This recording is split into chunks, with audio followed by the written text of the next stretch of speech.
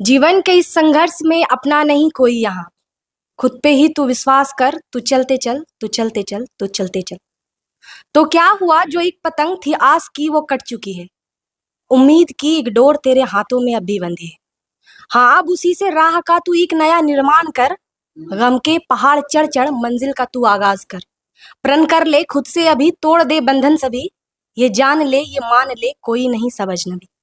बैठ खाली आसमां को घंटे भर यूं देख मत। हो खड़ी कुछ कर गुजर, बुजदिल के जैसे सोच मत।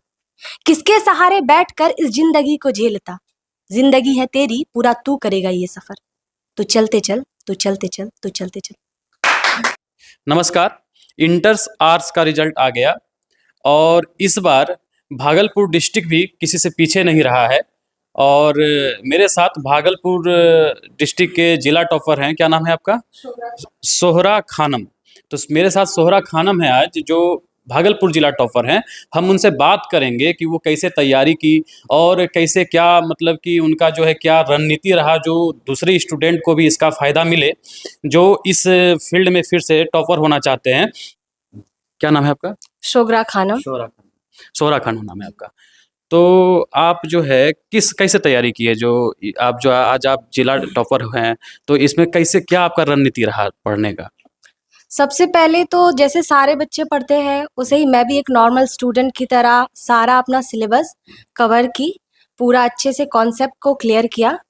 अगस्त तक मैंने अपना सारा सिलेबस को क्लियर कर लिया था। उसके बाद मैं साथ साथ सीयूईटी का भी प्रिपरेशन कर रही थी। तो इसलिए मेरा जो पूरा दिन का मतलब स्केड्यूल होता था वो डिवाइडेड होता था।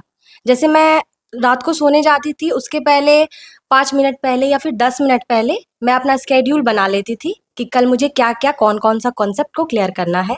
उसी हिसाब से मेरा दूसरे दिन का प्लान होता था। तो मेरा 6 आवर में डिवाइडेड होता था टाइम। तो 6 आवर मैं सीयूईटी के लिए कर लेती थी और 6 आवर मैं बोर्ड्स के लिए कर लेती थी। जब बोर्ड्स नज़दीक आए तो फिर जैसे 2 मंथ बचा था, दिसंबर से मैंने अपना राइटिंग स्किल में मतलब डेवलप करना स्टार्ट किया। तो जितने भी प्रीवियस ईयर के क्वेश्चन पेपर थे, टोटल 14 ईयर के थे, तो मैंने उन्हें सारे अच्छे से प्रिपेयर किया। लिख कर अच्छे से प्रिपेयर किया, पूरा याद वगैरह किया, जितना मैं अपने वर्ड्स में समझ सकती थी उसे, बस। और तो आप देखिए, बच्चा टैलेंटेड है। अब बात करने के तरीका से ही आपको पता चल जाएगा। हर एक साल के तरह इस साल भी मेरे साथ रवि सर, जो फर्स्ट डिवीज़न किया है, जो अच्छा नंबर लाया है, जो जिला टॉप किया है, उसको प्रोत्साहन देने के लिए कि वो आगे भी बढ़िया करे और प्रोत्साहित करना भी चाहिए। ऐसा नहीं है कि जो टॉप किया, बिहार टॉप किया, उसी को प्रोत्साहित करें। हम जिला टॉपर को भी प्रोत्साहित करें, जो फर्स्ट डिवीजन लाया है उसको भी प्रोत्साहित करें, जो कॉलेज टॉपर है उसको भी प्रोत्साहित करें, जिससे उसका भी हौसला बढ़े। ना कि देखिए, होता क्या है कि मान लीजिए कि कोई एक एग्जाम्पल सर दे रहे हैं कि मान लीजिए कोई जिला टॉप किया और उससे 2 नंबर कोई कम लाया, तो उसका मेहनत तो कम नहीं है जी, एकदम नहीं है उसका मेहनत कम। तो अगर उसको कम आंका जाए ये भी ठीक बात नहीं है। इसलिए हम लोग जो फर्स्ट डिवीजन किया है और जो जिला टॉप किया है और जो कॉलेज टॉप किया है, स्कूल टॉप किया है, हम लोग सबको प्रोत्साहित करेंगे। और इसमें से पहला नंबर, क्या नाम बताए? हाँ, इसमें से पहला नंबर जो है हम आए सोहरा खानम के यहाँ। हाँ, सोहरा खानम के यहाँ आए और रवि सर सोहरा खानम जी से बात भी करेंगे। सर क्या इनसे सर इनके बारे में क्या? सोगरा खानम भागलपुर जिला कई विधानसभा का क्षेत्र है। यहाँ कई कॉलेज और डिग्री कॉलेज के साथ साथ 10+2 है। लाखों विद्यार्थी में, छात्र और छात्राओं में यदि प्रथम रैंक ला लेती है तो इससे बड़ा क्या जो है आप जाहिर करना चाहते हैं? ये जाहिर करती है कि गांव कस्बे की भी बेटी किसी से पीछे नहीं है। अरे शहर तो बहुत बड़ी बात हो जाती है, गांव से भी वही कोहिनूर हीरा निकल कर जब चमकता है तो वो भी सितारे को बुलंदी तक पहुंचाता है। और इसका एक शानदार उदाहरण आज सोहरा खानम यहाँ पर बैठी हुई है और इसी के नक्शे कदम पर चलते हुए ये अहमद रजा भी 418 नंबर जो है लाने का काम किया है। तो कहने का अर्थ यह है कि पहली बात की कोई बच्चा ये सोचता है कि आर्ट हम क्यों ले। अरे भाई, आर्ट साइंस लेके तुम क्या कर लोगे? साइंस में साइंटिस्ट के बाद नेता बनना हो, विधायक बनना हो, आईएएस बनना हो, यूपीएससी क्लियर करना हो, जो एक अभी आपको जो बच्चे ने क्या कहा सीयूईटी, ये कॉमन यूनिवर्सिटी जो है एक टेस्ट होती है और इनमें रैंक लाने वाले बच्चे का बीएचयू में, जेएनयू में, डीयू में, ये सब में एडमिशन होता है। और वहां से जब वो बच्चे निकलते हैं ना, तो प्रोफेसर लेक्चरर के साथ साथ वो IAS UPSC ही कंप्लीट करके सपना अपना पूरा करते हैं। और हम इनको दोनों भाई बहन को यह शुभकामना देना चाहते हैं कि अगली बार जब मिले तो यदि UPSC क्लियर करती है, अब BPSC क्लियर करती है तो BPSC में भी DSP है और UPSC में तो IPS हो जाता है। अभी अहमद रजा गेट पर बोला सर हमको तो जो है ना टॉप जब कर लिए हैं तो हमको भी जो है ना BPSC क्लियर करना है। बिहार पब्लिक सर्विस कमीशन में SDM के बाद यदि पुलिस का कोई रौबदार जॉब है तो वो होता है DSP का, तो ये DSP भी क्लियर करेगा, कहीं कोई दिक्कत नहीं है। यदि ये UPSC का इच्छा रखते हैं, हालांकि भी ये CUET दे रही हैं, तो वहां से वो ग्रेजुएशन करते हुए अपने लक्ष्य को पूरा करने का प्रयास करेंगी। तो इनका जो है कुछ अहम विषय है, हम 1-2 मिनट केवल बात करना चाहते हैं उन विषय पर, ताकि जो और बच्चे हैं, शिक्षक तो हमेशा बताते ही रहते हैं, हम अपने कर्मभूमि कोचिंग की तरफ से रात दिन ऑनलाइन ऑफलाइन हर तरीके से एजुकेशन देने में लगे हुए हैं। उसी का उपलब्धि है कि सूरज कुमार जो आप देखे किशनदासपुर का एक छोटा सा गांव का लड़का, वह जो है जिला टॉपर पिछले साल किया 2023 का। मधुलता की तारर का जो है मेरे देखिएगा बैनर में तारर महाविद्यालय का जो है टॉप 10 में वो लड़की आई हुई है, और आज उसी तारर महाविद्यालय का इतिहास दोहराते हुए अपने गांव कस्बे की लड़की जो है टॉप की है। तो जैसे कि आपका जैसे कि एक हिंदी और अंग्रेजी तो एक लैंग्वेज विषय तो होता ही है, लेकिन इसके अलावा जो मानविकी विषय है, हम अपने बच्चों को ये बताना चाहेंगे कि मानविकी विषय में जैसे हिस्ट्री, आपका कौन कौन सा विषय जरा बता दीजिए। सबसे पहले तो मेरा हिस्ट्री, ज्योग्राफी और पॉलिटिकल साइंस इलेक्टिव सब्जेक्ट था, और 2 सब्जेक्ट कंपलसरी था, एक हिंदी और एक इंग्लिश। इसमें यह बताना चाहते हैं कि देखिए हिस्ट्री आप कोई भी परीक्षा देते हैं तो ये हिस्ट्री में होता क्या, ये 3 जो है, एक इसमें एक प्रैक्टिकल का सब्जेक्ट है ज्योग्राफी, और इसमें जो है ज्योग्राफी में टोटल हाईएस्ट कितना नंबर है? 68 मेरा रहा थियरी में, हाँ। और 29 रहा प्रैक्टिकल टोटल में। कितना हुआ? टोटल रहा मेरा 97%। 97, गजब है।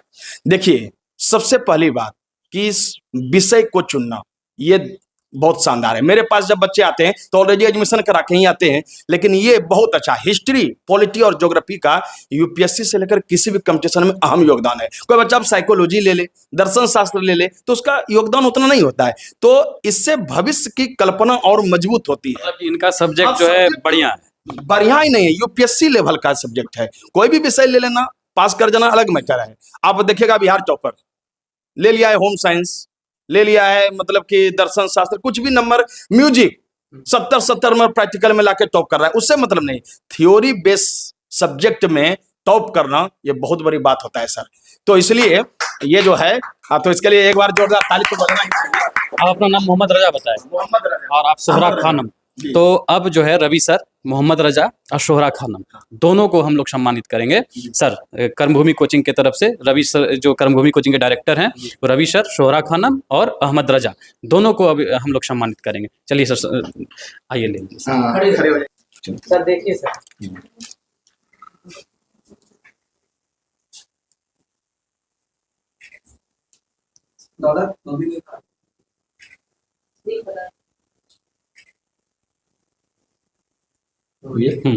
अब जो है हम शोहरा खानम जी से एक बात पूछेंगे।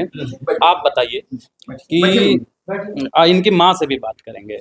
आप ये बताइए कि छोटी छोटी गलती पे लड़की, देखिए बच्चा है तो गलती क्या सर, कई गलती होता है बच्चे से। मान लीजिए छोटा छोटा लड़का का तो गलती नजरअंदाज कर दिया जाता है, लेकिन लड़की से मान लीजिए छोटा गलती भी हो जाए तो उस गलती को देख के उसका पढ़ाई बंद कर दिया जाता है। आप वैसे गार्जियन को क्या संदेश दीजिएगा? देखिए, उन्हें हम यही संदेश देंगे कि ये हमारी सोसाइटी में चलता आया है, ये कुछ नया नहीं है। हमारे जो भी लोग हैं, बड़े लोग हैं, वो सोसाइटी से ही देखते हैं कि हमारी लड़कियां क्या कर रही हैं, नहीं कर रही हैं। वो एक ऑब्जेक्टिफिकेशन का मार्क्स लग गया है कि मतलब लड़की कुछ काम कर दे तो उसको बड़ा बना देना है, छोटा गलती भी। हाँ, छोटा गलती भी। तो आप पेरेंट्स हैं, आप उनको ज़्यादा समझते हैं, सबसे आप उनको ज़्यादा समझते हैं, तो आप उन्हें सपोर्ट कीजिए, आप उनको समझाइए।